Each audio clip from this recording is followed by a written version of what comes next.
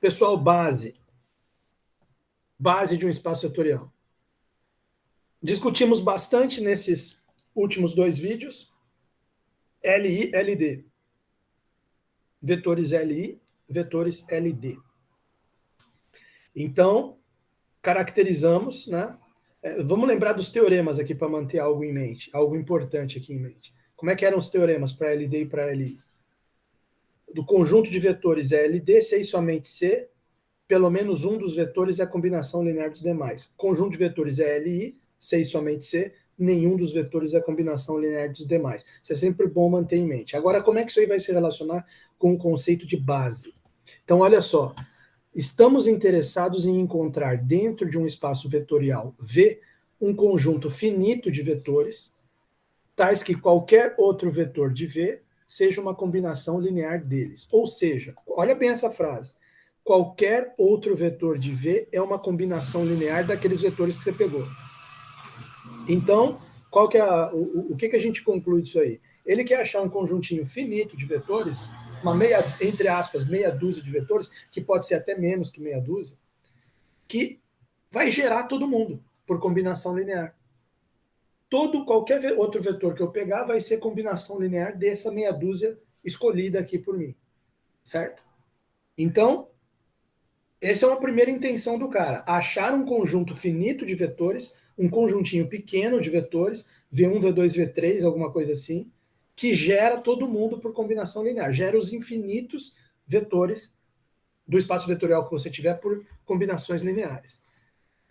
Em outras palavras, queremos determinar um conjunto de vetores que gere todo o espaço vetorial V, e tal que todos os elementos sejam realmente necessários para gerar V. Aí lembra daquela palavra supérfluo que ele usou agora há pouco? Então, ele complementou a ideia dele. Ele falou assim, ó, na verdade eu quero duas coisas. Eu quero um conjunto finito de vetores que gere todo o espaço. Ponto 1.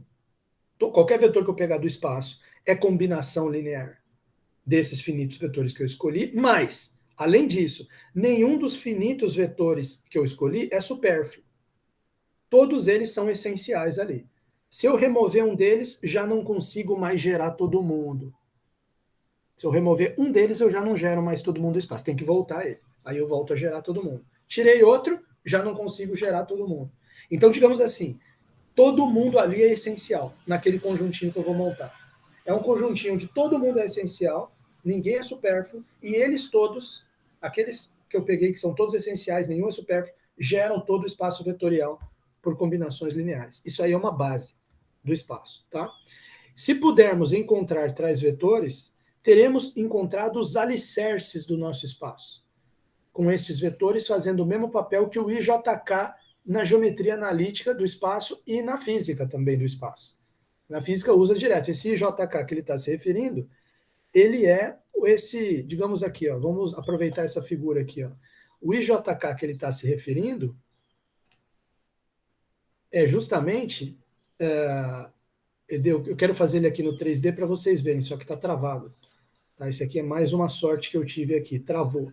Esse IJK que ele está se referindo é o seguinte, é esse negócio aqui que é muito usado na física e em VGA. Ele é assim, ó, pá, pá e pá. Como se fosse o canto de um cubo, certo? Tem esse aqui, que seria o I, certo? I. O J, que está aqui.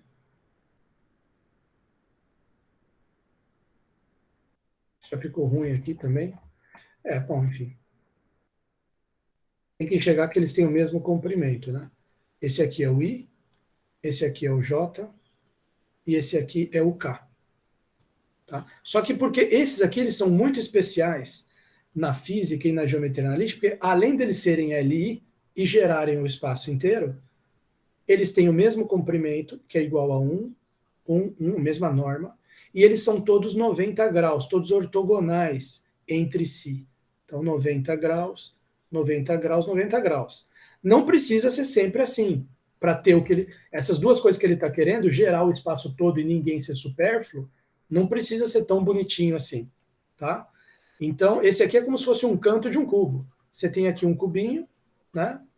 E que todas as arestas são iguais e tal, é tudo 90 graus no cubo, e você tem os três vetores ali no canto, né? Como se fosse aqui. Então, os três estão aqui, né? Um aqui, outro aqui, outro aqui. Como se fosse assim. Então, quer dizer, mas não é se eles fossem assim, ó, um aqui, outro lá, que é tudo torto aqui, diferente, o comprimento, também geraria o espaço todo e ninguém é supérfluo. Só que, claro, não é uma situação tão ideal quanto essa. Essa situação é que em VGA a gente chama de uma base ortonormal, em álgebra linear também. É que ele ainda não introduziu esses termos, né? Enfim, aqui, ó. Se a gente fosse desenhar esse JK aqui no GeoGebra, agora que ele fez o favor de destravar, ele ficaria como? Ficaria da seguinte forma aqui, ó. Deixa eu colocar rapidinho aqui para vocês. O I, só que tem que dar um zoom para o aluno conseguir enxergar aqui. Ó.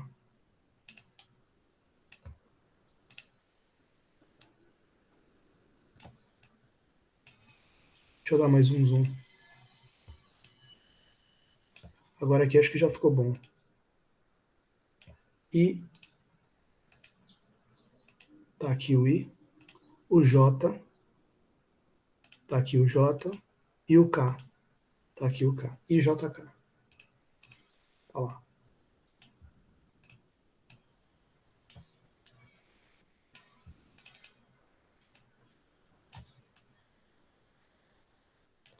Tá. Agora, se fosse torto,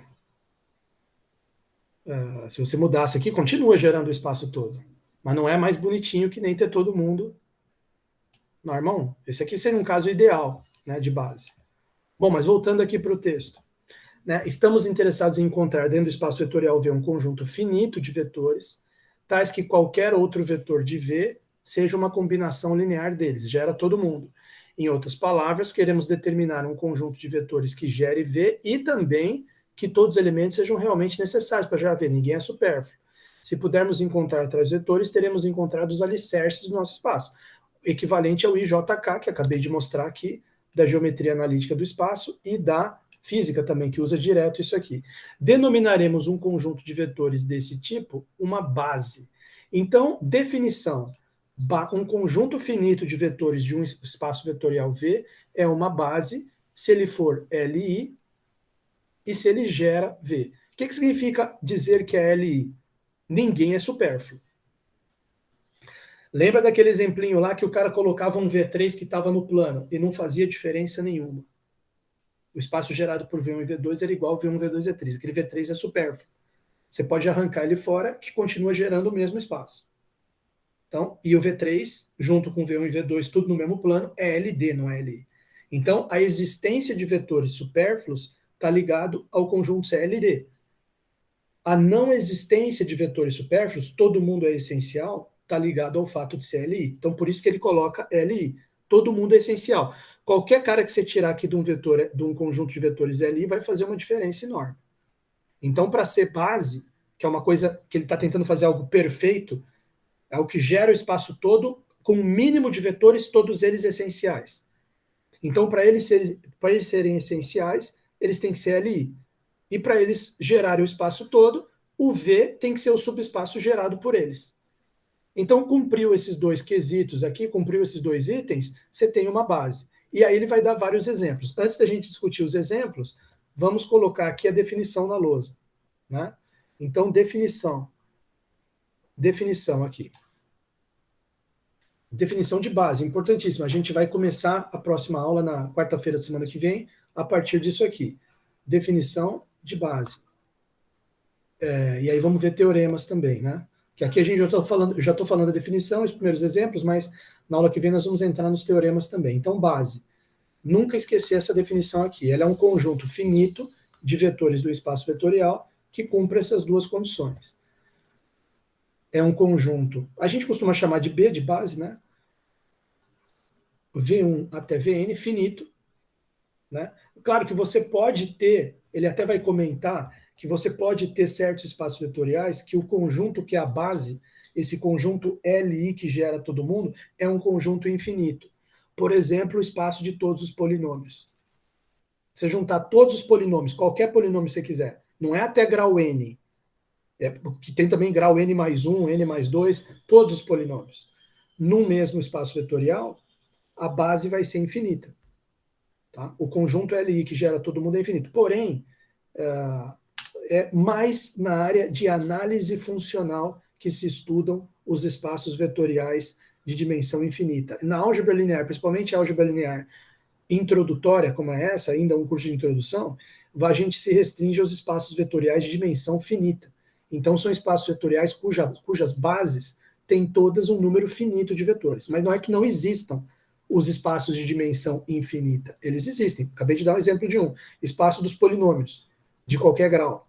Então, tem uma base infinita ali. E a dimensão dele é infinita. Bom, mas aqui no nosso caso seria um conjunto finito, contido dentro do V. Esse V é um espaço vetorial.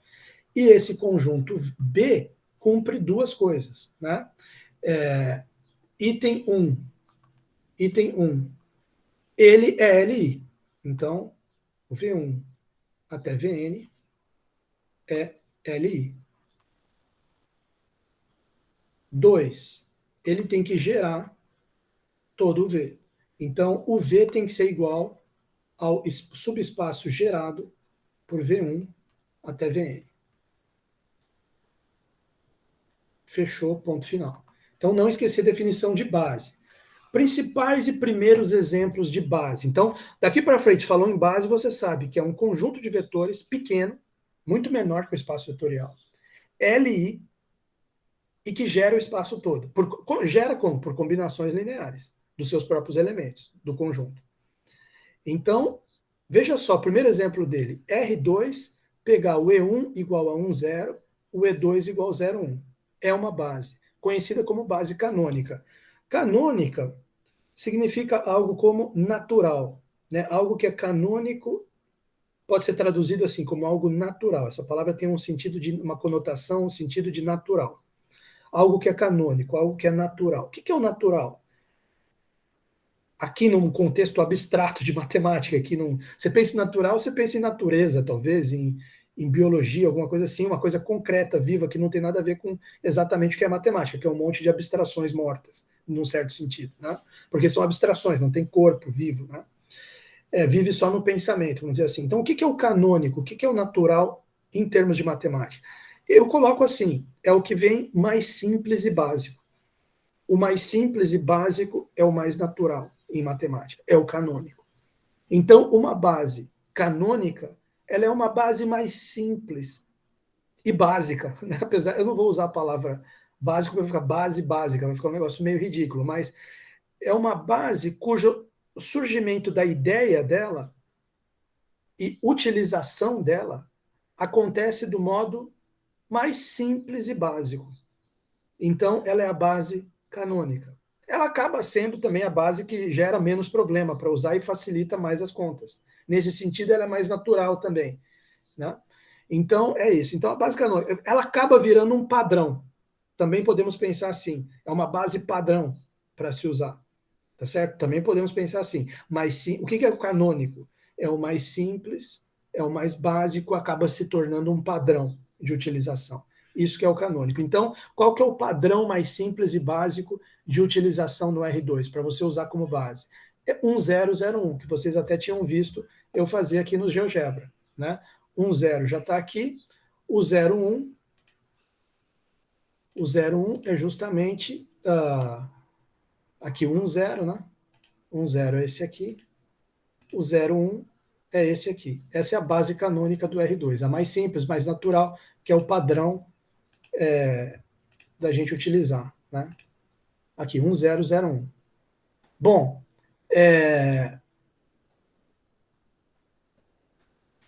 base canônica do R2. Qual que é a base canônica do R3? Ela já foi mostrada aqui, ó, 100.010.001.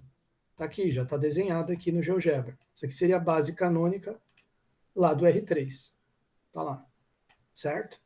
Então, outra coisa, 1101 não é canônica, mas é também base? É. Como que você sabe? Porque é um conjunto LI que gera todo mundo. Ah, tem como mostrar isso? Olha, ele faz a continha aqui. Vamos mostrar. Vamos primeiro desenhar ela aqui no GeoGebra. 1 e 0, 1. Né? Então vamos colocar aqui. Depois eu vou explorar mais isso aqui na próxima aula, que já está perto do fim. Eu quero mostrar só essa continha aqui para vocês, que é interessante. Então, olha só. Apaga isso aqui. Vamos fazer agora esses dois que ele acabou de falar aqui. Ó. 1 e 0, 1. 1 está aqui. O 0, 1 está aqui. Esses dois vetores é a base dele. Ah, mas não é aquele 1, 0, 0, 1? Não é a canônica, mas é uma base também. Ah, como é que você pode afirmar um negócio desse? Ué, presta atenção no que eu vou digitar aqui. Então, olha só, estou só dando uma ajeitada aqui no desenho. Deixa eu aumentar um pouco esses vetores, colocar eles numa cor aqui para chamar a atenção, por exemplo, verde, e aumentar aqui, ó. Isso, para chamar mais atenção aqui o aluno poder ver bem o vetor. Olha lá. Esses aqui não precisa aparecer. Tá lá. 1, 0. Não, 1, 1, que foi o primeiro que ele falou. E depois 0, 1. É uma base? Tem como a gente provar que é uma base isso aqui? Tem. Como? Lembra dos dois itens para provar que é base. Tem que ser LI e tem que gerar o espaço todo. Como que a gente vê isso nas contas? Depois, na aula que vem, eu faço um desenho no GeoGebra para mostrar isso. Fechar a aula aqui com chave de ouro, com um exemplo aqui. Ó. Exemplo. Primeiro, a gente já falou, base canônica do R2. Base canônica do R2. Do R2. Né? Então, a gente viu qual que é a mais simples, mais básica, que vira um padrão de uso. É a 10, 10 e 01. Essa base canônica. Agora, uma outra base que não é canônica do R2. Outro exemplo. O que, inclusive, já faz o aluno pensar de cara o seguinte, então quer dizer que um mesmo espaço vetorial pode ter mais de uma base? Pode. Pode ter infinitas bases diferentes. O importante é que cada uma delas vai ter que respeitar aqueles dois itens. Tem que ser um conjunto LI e que gera o espaço todo. Certo? Inclusive, depois vai vir o assunto mudança de base. Que é como que vai ser o seguinte, eu tenho todos os vetores expressos lá numa base, na canônica, por exemplo, e quero expressá-los agora em uma outra base, que não é uma como essa, por exemplo, que a gente está estudando agora, que não é a canônica. Então, o que acontece? Vai ter a matriz de mudança de base. Você multiplica as coordenadas do vetor numa das bases, ele fica com a coordenada na outra base. Certo? Ah, aqui ficou mais bonito. Tá aqui. Então, exemplo, outra base do R2. Outra base do R2. Então, aí ele pegou 1 e 0, 1. Tem que provar os dois itens. Primeiro item, LI. Vamos chamar, para simplificar, vamos chamar esse conjunto aqui de B. B de base. Então, item 1. Provar que B é LI. B é LI. 2 pontos. Como é que você faz isso? Combinação linear. A1 vezes o primeiro vetor. Vou usar as letrinhas A e B para ficar mais fácil. A vezes o primeiro vetor. Eu costumo usar também muito alfa e beta. Alfa vezes o primeiro vetor, mais beta vezes o segundo vetor. Igual a quem? Igual ao O. Quem que é o O, no caso do R2? 0, 0. O que você tem que chegar no final do seu raciocínio? Que o alfa e beta tem que ser 0. Aí eles são LI. Então vai ficar, multiplica o alfa para dentro, fica alfa, alfa. Multiplica o beta para dentro, fica 0, beta. Igual a 0, 0. Soma os dois, vai ficar alfa mais 0 é alfa. Alfa mais beta igual a 0, 0. Resultado.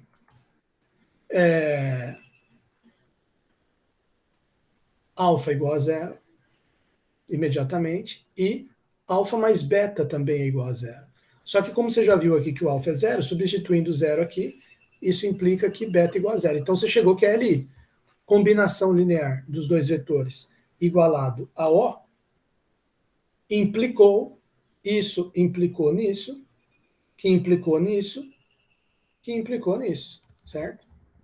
Implicou que o alfa é 0 e o beta é 0. Portanto, o conjunto é LI. Já matou o primeiro item. Agora, segundo item.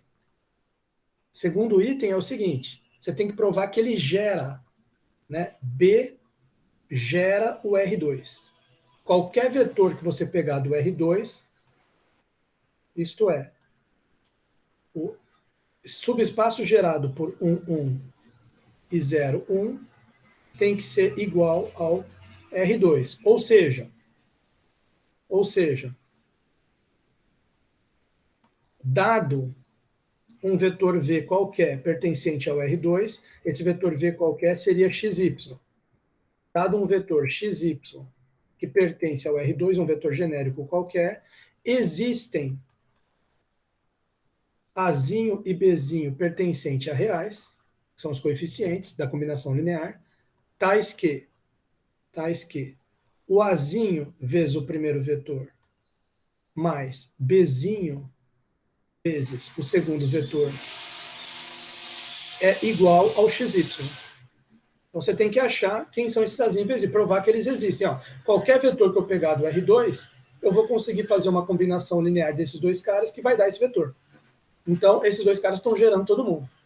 Tá, mas que A e B que você vai pegar para gerar XY? Faz as contas. Faz as contas que evoluindo a partir daqui. Então vai ficar o seguinte: A11 mais B01 igual a XY. Isso aqui implica no quê? AA, multiplica aqui para dentro. AA mais 0B igual a XY. Aí você soma A mais 0, A mais B igual a XY. Aí você vai tirar duas equaçõezinhas. Primeira equação, A é igual a X.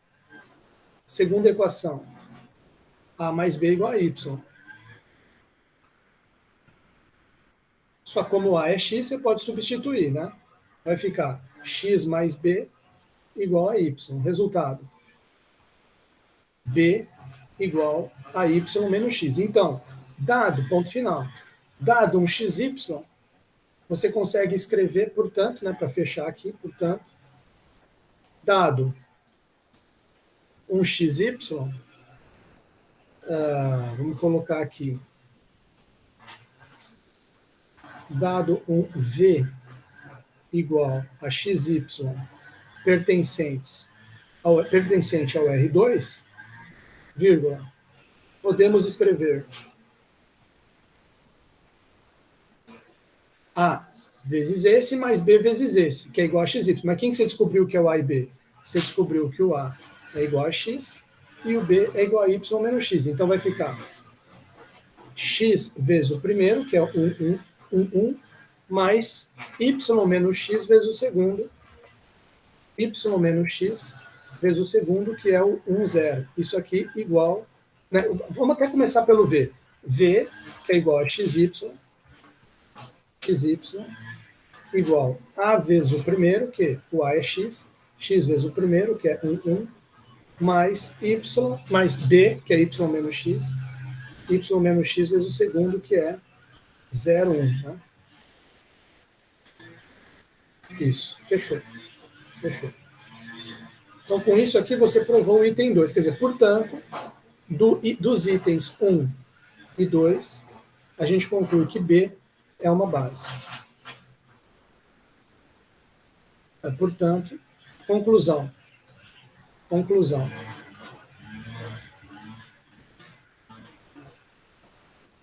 De 1 e 2, B é base. Então, acabamos de ver aqui uma base que não é a base canônica, mas é um conjunto de vetores LI que gera todo o R2. A gente vai discutir mais sobre ele, sobre os outros exemplos e teoremas, na nossa próxima aula, quarta-feira que vem. Ainda temos aula quarta e sexta. Antes de eu liberar a prova, vamos aprofundar mais essa questão das bases. Tá? Possivelmente fazer todo o possível para chegar até a página 123. Obrigado pela atenção de todos e até a próxima.